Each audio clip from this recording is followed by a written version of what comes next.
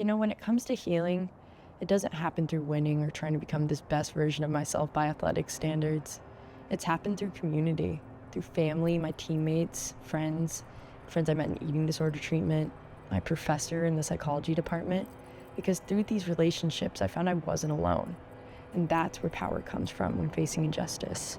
It comes from not just one person using their voice, but many voices, and really listening too. It's one thing to use your voice, but it's a completely other thing to listen and elevate others to do the same. Are these trees so pretty? Are these trees so pretty?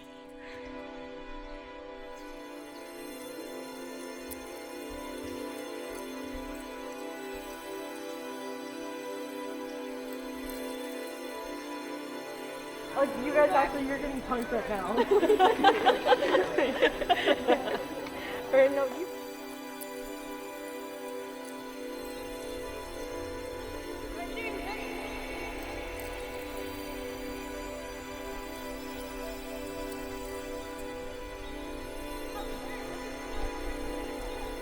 Yes!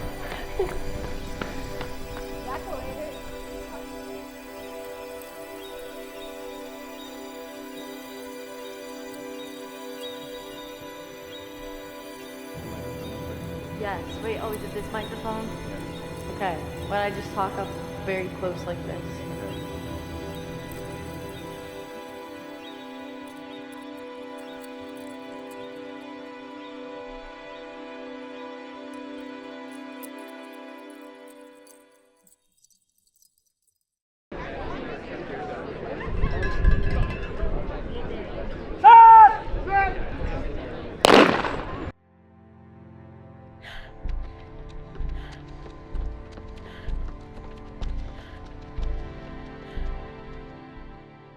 Yes, okay. I'm Alden. I'm from two places. I'm from Alabama, but I grew up in Colorado. What I do all sorts of things. I'm a runner. I'm like pursuing psychology, but like what realm in psychology, I'm sort of still figuring it out. And I live here in beautiful San Diego. Here. I'll stop. I was just about to say one thing. Okay. Even as a little kid, like in Alabama, I'd always just sort of like run loops around my house because we had a really big backyard. It was like a tiny town with not like a whole lot to do, so I was like, I'm just gonna run laps around this yard. I would see like just kind of how cool running was, and I was like, okay, well, I've been doing this. Like, I guess I'll go and do it in college. So I was like, okay, I'll like go to this school, and in college, I'll go to Metro, and I'll walk on, and maybe they'll just let me do cross country. I was like not really interested in track. I didn't really have a plan figured out, so I was like, yeah, I'll go to this school.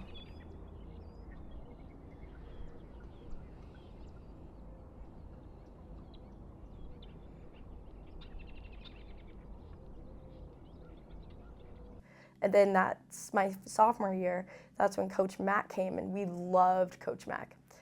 He was very big on team culture, and that was something that we just didn't really have because we didn't really have a coach to guide us with that. And then by 2019, after Coach Mack had been with us for 2 years, he had a better opportunity to go literally coach at an Orange Fitness, or Orange Theory. So like, shout out Orange Theory, like they're paying well, because he just wasn't getting paid enough as a D2 coach. And so he left that summer. And I was devastated because he was like the first coach I think who like was really like a dad to me, and like really like took my mental health serious, and like really helped with my eating disorder. Oh, put all your little sparklers together. Look at this. Put all your sparklers together in a tower. There you KK, you're freaking amazing. Then we had a bunch of different interviews lined up of different coaches, and this man was one of them. And he, something immediately that like made me not really trust and like respect this man in his interview was him talking about Coach Mack. He was like, oh, like that man didn't really do anything for you guys. Like you guys could be so much better. Like I've made so many national champions. Just really boasting himself up by like tearing this coach who I loved and like, you know, had like a very great relationship with down.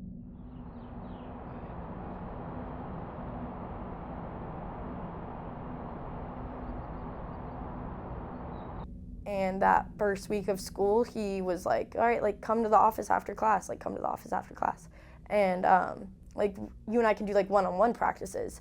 And so then I did, like, one-on-one practice in, like, that very first week of school, and it was just, like, plyometrics, like, working on things that you wouldn't work on, I guess, in, like, the big practice. It was just, like, stuff like, I don't really understand plyometrics. I know that they're important, but it was crazy because I was like, oh, I'm chosen. Like, I'm like, that's crazy that he sees something in me. And then he sat me down after that, and then he started crying, and I was kind of uncomfortable. I was sat there, and I was like, oh, this, like, grown man's, like, just sitting next to me, like, crying, and we just met, like, and he was like, you know, like, I see so much of myself in you, like, Alden, like, I think that you were let down. Like, I don't think that anybody really believed in you, like, before me. It just sucks because, like, I see so much potential in you, and, like, man, like, all these other coaches, like, all these other people, they all just let me down. 2019 Colorado College Women's Cross Country Invitational Champion, Alden Rudel.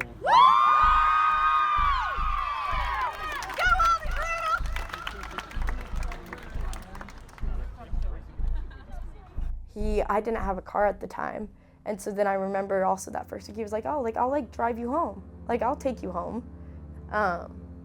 First he would drop me off in Denver because I had a house in Denver. I was still living with my teammates at the time, but he kind of told me that I needed to, like, move away from them. So then he would drive me back to my home in Louisville. So basically he was like, you know, like, if you're going to be Olympic trials ready, like, you can't be living with your teammates because, like, one, your house is, like, your house in Denver just is not, like, quality conditions for, like, you as an athlete. And two, like, I can, like, pick you up and take you to practice.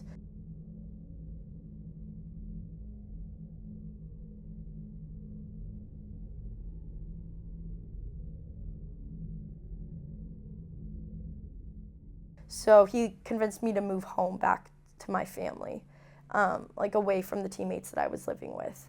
And so I did that. I moved home, and yeah, he would pick me up and take me to practice, like, pretty much every day, and then, like, take me home from school. And the car rides were not great.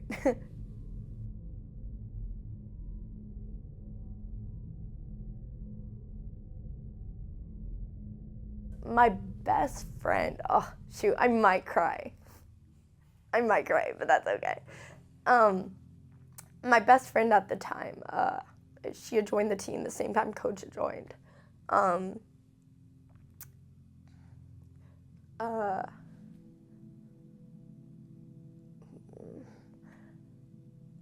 That, like, summer of 2020, so the COVID summer, Coach had me and 3 other girls, and then I think, like, 1 or 2 guys just, like, meeting in his basement every morning. Originally it was just the girls, but then later on it was the guys for literally, I think, like, 2 weeks, and then it just went back to being just the girls. And he would, like, weigh us in his basement and, like, give us, like, just, like, private workouts that the rest of the team wasn't getting. So that was something that was also really normalized to me. It was, like, being alone at Coach's house with his family, with, like, my teammates, with, like, 3 other teammates, my best friends. But then one of my best friends, she quit, and, like, she was just like, she didn't want to talk to me anymore. She didn't want anything to do with Coach. Like, she was like, afraid of him. And, like, I, like, was just devastated when she quit. And I was really upset with Coach, and Coach was really weird about it. He was like, don't talk to her anymore, like, she wants you to fail. Just sort of the same old thing that he would always say, like, she's someone who's out to get you, like, she wants you to fail. But then I'd found out that, like, he had, like, come on to her, and then that's why she'd quit. And she, like, cut off all contact and, like, just, like, couldn't do it because she was, like, really, really scared. Ronald Reagan was the devil, and the government is lying about 9/11. Thank you for your time, and good night. Like, with Coach doing what he was doing, I, like, couldn't, like, attribute it to him because, like, I still viewed him as, like, a dad. That, yeah, I really just would, like, really, really rely on, like, my eating disorder and, like, puking after every meal and like really isolating from my family and like pretty much everyone. I would like, and coach had me going to practice at like a different time, so I couldn't really like be around the girls. Or no, he didn't want me to be around the guys' team.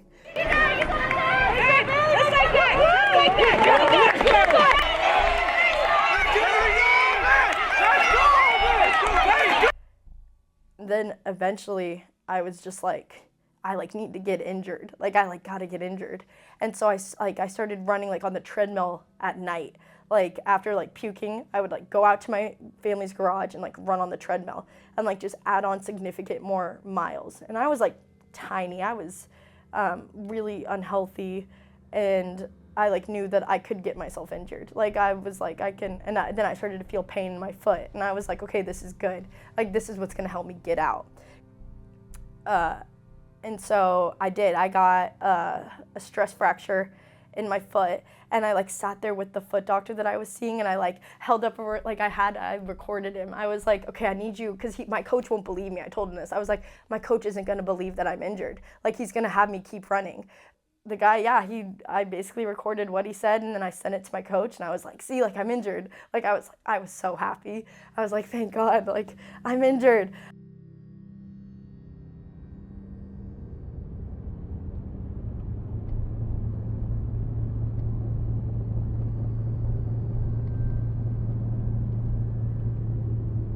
But in that time where I like didn't hear from him for like a week, that's I think when I really started to like actually take in everything. Because before, having him have constant access to me and always in my ear, I like couldn't actually process what was going on, which is also what made me turn to the eating disorder. Go Alden! But nobody was allowed to know that I was injured, like that I'd gotten injured. I don't know why. He just didn't want other people involved. So he texted me, he was like, no athletic trainers can know, like nobody can know that you got hurt. So you're just gonna have to come to practice and just like walk around and tell people that you're doing your workout later. Like nobody can know that you have a stress fracture. So I was like, okay, like yeah, okay. And so I came to practice, and I'm like limping around, and I'm like with my best friend, because she got injured. And so I was walking around with Cassandra, and I was like, okay, like I need to tell you something, but like I need you to like fake laugh. Like I need you to not look in his direction, because he's gonna know that I'm telling you something that I shouldn't. But I was like, I'm like, like things aren't actually okay, Cass. Like I need to set boundaries with coach. Like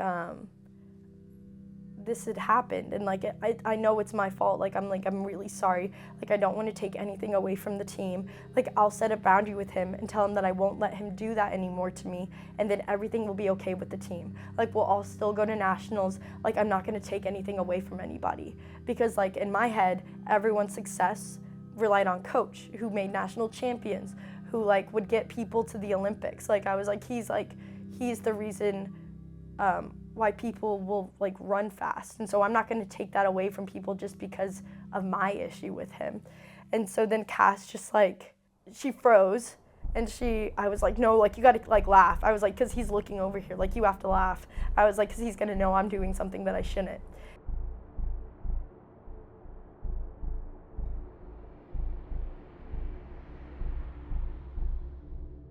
And then he walked over to me, and he was like, so what were you and Cass talking about? And I was like, oh, just like, you know, like a relationship problem between her and her boyfriend. Like, it's like nothing, it's nothing. Like in my foot injury. I was like that's what we talked, and he was like, are you sure? And I was like, yeah. Because like he ran across the track. Once he saw me alone with Cass, he was like, what's that girl saying? Because I was never really alone with my teammates talking. And then Cass went to her sibling who worked in the school, and then the next day, the Title IX investigators said, yeah, no, I called them, and I was like, I'm really sorry. And they were like, I think they were just flabbergasted, because here's this like this like young, very scared, like very sick girl, just like crying. I was on the phone. I sat next to my mom, because Cass helped me tell my parents what had happened. And like none of us went to sleep that night. We all just like stayed up, me, Cass, and her boyfriend. They helped me tell my parents that night. And yeah, that's when the investigation started. Cast space. Track practice back. How was it this cast? Oh, it's a video. Yeah, it's an interview. This is flow track. It's nice. Glad I made it.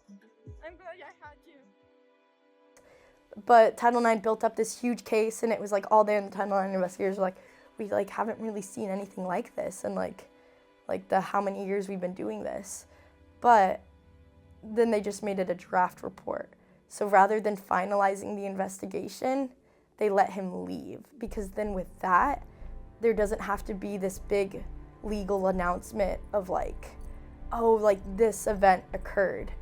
So basically I got out of treatment and they were like, yeah, so we let him quit, we let him resign, but here's this like 50-page investigation, like you were right. Like they're basically like, yeah, like nobody could validate what he said, like everything that you said could be like corroborated with your teammates, like congratulations, like you were right. But then it still is like justice wasn't done at all. They just gave me the draft report and were like, yeah, he's a bad guy, like go on and live your life. And I was like, I can't, like I like have to like recover through this.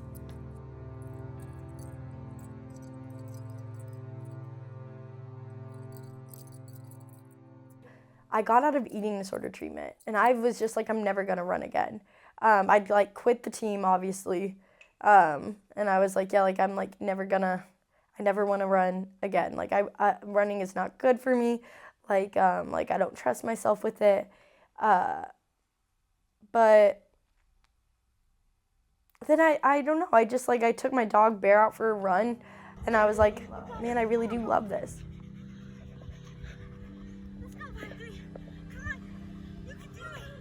Oh no! Bear, push! Shoot him! Oh, but he's back! Come on, Barkley! Good boys! Come on! Alright. And it was hard originally because like my brain had become so wired to feel the need to tell coach everything, because after every run I did, he would text me, how did the run go? Like, what was the run? It could have even just been like a 3-mile double, and he would like need to know how it was. So that was hard for me, being on my own and like not being like, okay, like now it's time to tell coach what I did. Like having that sort of freedom with running was something that was actually kind of hard at first. Then I was able to run with my teammates again, and that was so fun. That's actually why I started running, was because all my teammates had quit the team. Like, at least all of us who had been through what we went through, we all quit, because like we're like, man, like fuck this. Like justice wasn't brought to any of us, like we're out. And so I started running with them, and so that's what I was holding on to, because I was so like committed to kind of redoing what I didn't get in college. Like it was very isolating and very lonely. It's crazy to look back and like of the runner who I was then and like the runner who I am now, because it's like I never thought that I would get to this point. Even with food, I never thought that I would get to this point.